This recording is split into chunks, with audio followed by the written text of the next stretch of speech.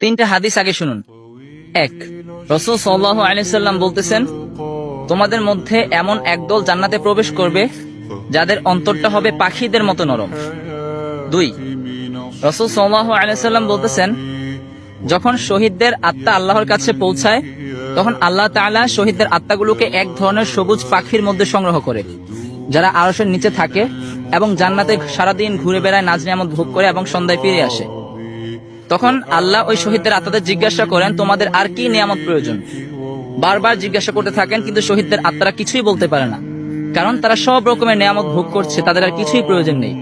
যখন বারবার আল্লাহ তাদেরকে জিজ্ঞাসা করেন, তখন তারা বলে যে, আল্লাহ, আমরা আবার দুনিয়াতে যেতে চাই এবং আপনার রাস্তায় শহীদ হয়ে আবার ফিরতে চাই।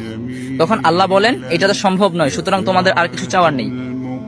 তিন, রাসূল সাল্লাল্লাহু আলাইহি সাল্লাম বলতেছেন, তোমরা যদি আল্লাহর ওপর তাওয়াক্কুল করার মতোই করতে, তাহলে আল্লাহ তাআলা পাখিদের মতো তোমাদেরকে রিজিক দিতেন।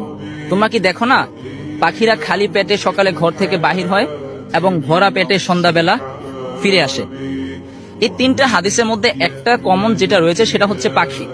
আল্লাহ পাক আমাদেরকে বলতেছেন, তোমরা পাখিদের থেকে শিক্ষা নাও, কারণ পাখিদের অন্তরটা অনেক নরম হয়। আল্লাহ বলতেছেন, তোমরা পাখিদের মতো হও, পাখিদের অন্তরের মতো তোমাদের অন্তরকে নরম করো। পাখিরা যেরকম ভাবে আল্লাহকে তাওয়াক্কুল করে, আল্লাহর উপর বিশ্বাস রাখে, তোমরা এরকম ভাবে আল্লাহর উপর বিশ্বাস রাখো, তাহলে আল্লাহ কখনোই আমাদেরকে